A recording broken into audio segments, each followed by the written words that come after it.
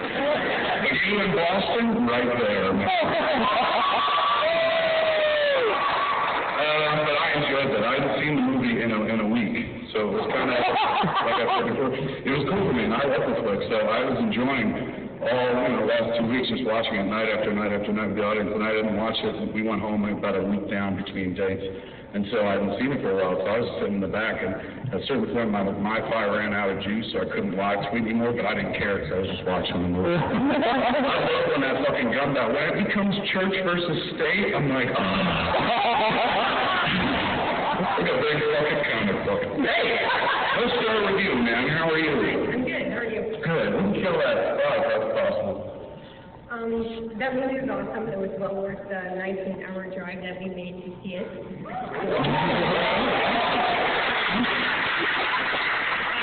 But just wondering, me and my sister went to see you a couple years ago in Toronto when you did the film festival at the Bloor Cinema. Oh, yeah. That was a big night for me. The Kevin Smith film festival? Yeah, that was awesome. Huge night. Huge fucking night for me. I was coming off of Zack and Mary, and I was feeling way fucking shitty because the movie didn't do as good as everyone said it was going to do. It wound up doing Kevin Smith business, and for some reason that broke my heart. I don't know why. But at that point, let me see, the movie came out in October 31st, and that gig followed the 2 Roy Thompson Hall gigs. Yes. And I'd sold it out twice that year, so I was like, all right, well, at least there's a little silver lining to the cloud. But I didn't want to go up to Canada at all, even though that's my favorite gig to do, because I made Zack and Mary, Seth Rogen was in it, the movie didn't do Judd Apatow business, and I killed Seth Rogen's career. In my head, so I didn't want to go to Canada because I thought they'd be like, you fucking ruined Rogan down there, eh? He was our boy, he's doing great, you ruined him. So I was feeling kind of shitty, and I went up and did those 2 gigs, and then right after that gig was the Bloor thing. The Bloor was like, can we show a bunch of your movies, come up, do mini Q&As afterwards? And I was like, totally. So I stuck around town for like about 5 to 6 days or something to do the Roy Thompson thing and then to do the Bloor thing. And the Bloor thing might have literally saved my life. I mean, the Roy Thompson Hall thing was pretty amazing too, but I was in such a low space. Those 2 gigs in the Bloor thing was awesome because I got to kind of sit there with the audience and watch the flicks and answer questions. Yeah, it was just the shit that I really kind of liked. And the weird thing I found is nobody cared. Nobody was like, you ruined Seth. I didn't ruin Seth Rogen's career. That's what happens when you sit in the library by yourself smoking a lot of weed. You just start believing shit, you know? So nice. That was an awesome week for me. And it was also, it was all concluded by I got a call from Warner Brothers going, they greenlit Cop Out. So it was a mixed bag week. What I was wondering is if you would ever do another film festival like that. Would ever do which one? Another film festival like that one. At the Bloor? Or anywhere? Anywhere. I'll drive. We might, yeah. What about here? Yeah. We used to do those quite a bit. We used to do USQ film festivals called them Bogathons all the time. We held a bunch of them back in, we held a bunch back in New Jersey, and we did it once out in Los Angeles at the Cinerama Dome. And after 10 years of doing that, we just kind of felt like everyone had seen the movies, they were all played out. And around that time, I was like, why have we been waiting for the movies to have a Q&A? Let's just Q&A without the movies, you know? So that's why I kind of put the movies to the side and whatnot. Now, ironically, enough time has passed where there's a whole younger generation that hasn't seen those movies on a screen, big screen. Not like anybody did when they first came out either. But there's a whole generation like, I have no fucking lie. 15-year-old kid comes up to me once, and he goes, dude, I love Clerks. I just want you to tell you honestly how much I love Clerks. It saved my life, means the world to me. It really helped me through a trying time. And I was listening to him and taking it all in and shit, because you love hearing shit like that, but then I had to stop and go, dude, you were coming when we made that movie. You're going to have to bear with me, because it's like I'm talking to a giant piece of sperm here. You weren't even around when we did it and shit like that. So there's now an audience that, like, there's a younger audience that, like, you know, my audience has kind of grown up with me and stuff, and that's great. But now there are younger kids that, like, I wouldn't even consider my audience who are now part of the audience. And I guess that came from, I don't reach forward. I always reach back and shit like that. So in reaching back, you do shit like, just like a 12-year-old. And 15-year-olds dig that. Like, I like his style. His style is he has no style, you know? So I think that maybe that has something to do with it or something. So based on, long story short, yes, I think we could do that.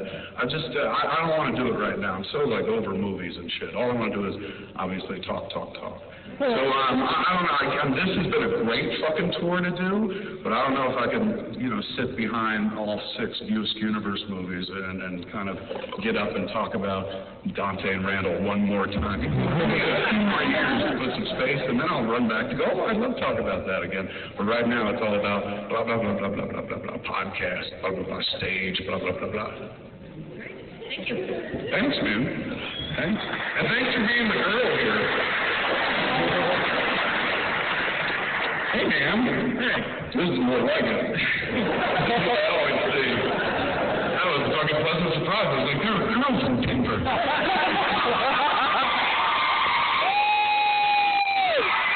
This is you. How are you, sir? Pretty good, how you doing? Excellent. Good. Kevin, the movie's fantastic, obviously. Some days I call myself a writer, and the best advice that I ever got was Faulkner said to kill your darlings.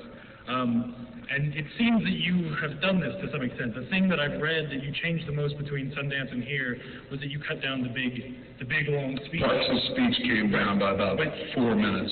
But listening to the podcast, it was clear that was something that was very close to you, that you really loved. What was it like to make that decision, and when did you know that needed to happen? It's easy. I'm not one of these cats that's like, I fucking fret over every frame. Like, I've met cats. Edgar Wright, Richard Kelly, beautiful filmmakers, way more talented than me. But I've never met 2 people who stress more in editing than those guys, and they don't even cut. They sit behind cutters who cut, and they're just like, oh, like Richard Kelly putting together Southland Tales is like, it's just a giant puzzle that needs to be figured out. And I'm like, no, it's not. You got a script. You know, this is A, B, C, D, and shit like that.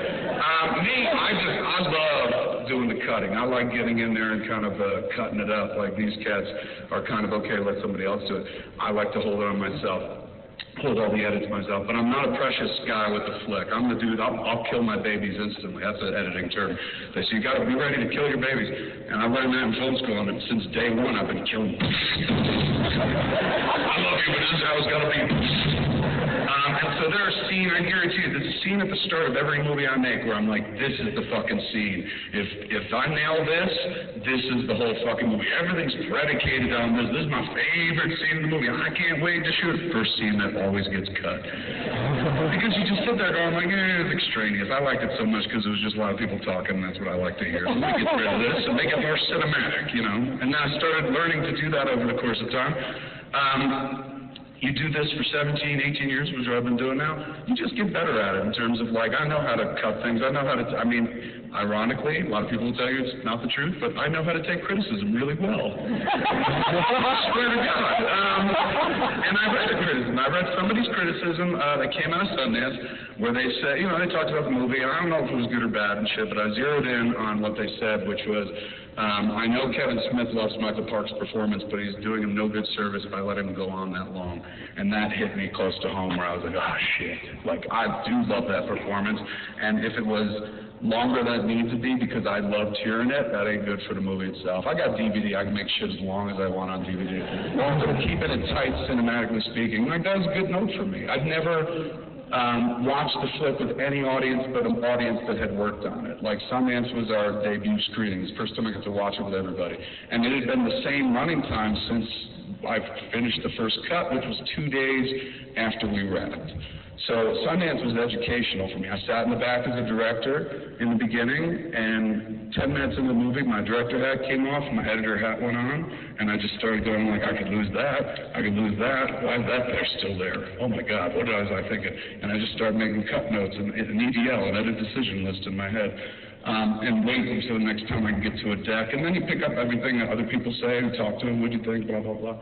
and then hit the deck and just took out 4 minutes from his speech, another 3 throughout the rest of the movie, just air things, just tightening shit. No whole scenes removed wholesale. But I don't know, I'm 40, dude. Like, I don't fret or sweat going back in, you know what I'm saying? Like, if it's going to make the movie better, I don't care, I'll do it. Back in the early days, it used to be like, oh my God, if we have to reshoot, it's admitting failure. And now I'm just like, no, let's reshoot if we got to, man, because we get one shot at this, and it lives forever on a little platter. Or now it's not even on a platter anymore. Now it lives in your iPod, and soon it won't be there. It'll just be in your brain. And it's just like, you want to get it as bright as rain and stuff, but, you know, it's just you don't want to do it the way maybe the studios do. We're like, here's $20 million to go reshoot the whole fucking thing. You know, you just want to play it as well as you can during the period allotted to you to shoot. But if it doesn't work, you got to allow yourself the chance to go back in. Or if it doesn't like hit everybody the way you want it to, if you can improve, you know, anything to improve it. I still sit in the back. I'm the 10th screening in, and again, I love the movie to death. But I sit in the back and I go, fuck, man. John Goodman's sitting in the kitchen and he's talking about the Coopers and shit. And at the very end of the scene, he sits there going, we could be on site and mobilized in an hour. That's the end of the scene. But for some fucking reason, I was sitting there watching the scene while I was cutting it going, I can't pull out until he closes that folder. Like, that's the end of the scene. When the folder closes, that's the end of the scene.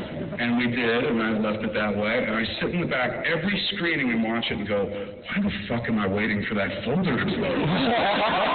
You know, so when this is all done, before we go to our theatrical life in October and whatnot, I guarantee I'll take another run at it. And I'll probably find, like right now, it's about 40 seconds I can pull out. You'd never fucking notice except for the folder thing that I just told you about.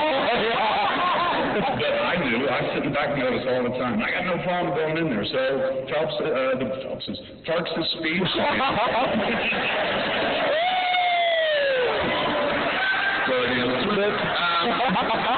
Parks' speech, man, at the moment, like, I read that one comment, and I heard a few other comments that were just like, the speech is kind of long. I was like, all right, I can take it out. I mean, it's talk, and talk is cheap, and I have no problem cutting that kind of thing. So, I don't know, I'm disciplined, man. I'm older, once you say, I'll tell you what happened. I got kicked off that fucking airplane on Southwest Airlines, and now I'm fearless. Now I don't give a shit, you know? Now it's just like, you know what? I'm going to recut the movie. I'll take a few minutes out. How about that? And people are like, oh, he's recutting the movie. It's like, not a bad thing. It's a good thing. You know, and now it's just like, I can, like in the old days, I'd be like, no, the movie's done. I don't want to go back in. It's perfect. And people don't like it, deal with it that way. But I sit in the back and I go like, there's some time. I can take out time and make it even better, man. At the end of the day, you wind up being more like fucking Schindler at the end of Schindler's List. It's like, one more minute can save this movie. Just, you know, and you're regretting the decisions you made and shit. I think that's a really poor analogy, but you know, there's always a chance to improve it before, you know, it hits eternity. And that's what I don't like about, look, I like this, don't get me wrong. Sitting here watching it with people is fucking awesome, but this business fetishizes a three-day fucking window about, like, everybody's got to go on that opening weekend and shit like that. And so much pressure and so much thought is put into that, and very little is actually kind of put into, like, hey, man, let's pick up some data and kind of correct if we have to. Like, Kubrick did it. Kubrick had Shining in the theaters for like 2 days, pulled it out, cut, and put it back in the theaters. So it's like, if Stanley Kubrick can fucking make edits later on, I'm no Stanley Kubrick. I mean, he made like a minute, I made 7. That's why. He's better than me. So I figured if other better people than I, Woody Allen fucking shoots movies and has a whole separate budget to go back and reshoot the movie. And he'll go and reshoot like substantial part of it, 25, 30%. So, I don't know, the older you get, man, the more you figure out shit, your insecurities fall away, the airplane thing kind of helps as well, where you're just like, I don't care. I don't care what people say anymore. I don't care what people write. I don't care what people think, because ultimately the game's on my stick. And I'm the one who sleeps with myself, and me and my old lady, but even she doesn't sleep here, you know what I'm saying? Like, I got to deal with me. And when I close my eyes and fucking try to go to sleep, the chatter begins, and I want to be at peace with that chatter. I don't want to be sitting there going like, ugh, don't fucking, don't do this. If you make a change, it's admitting defeat or failure. If you fucking do this, it's admitting that you're wrong, blah, blah. And I'm like, now I'm at the mode where I'm like, I like failing, man. I get it now. Failure is success training. Every fucking quote-unquote failure I've had, I've gotten up, done better the fucking next time. So I'm like, now I welcome failure. And some people are like, that's great, Kev, because you are a big failure. I'll take it, man, because, like, this is it. This is the penultimate film. I got one more bite at the apple I've given myself. It's not like they're saying, you, get out. I just figured I've been doing it too long. I'm done. I'm at the point where I'm ready to graduate. I've been going to film school in front of people for about 17 years now, and I'm ready to matriculate and become an adult. And what I want to do, essentially, is make my final flick. The next flick is the final flick. So as I head toward the end, I just want to make sure I try shit, do shit, go fearlessly into an art form that I was lucky enough to fucking be welcomed into. You know what I'm saying? I got into this business by a fluke of history. A very rich man wanted to prove to the world that he still had balls and he could pick up a black and white American independent film, even if Mickey Mouse owned him. And that's how flicks happen, man. And like,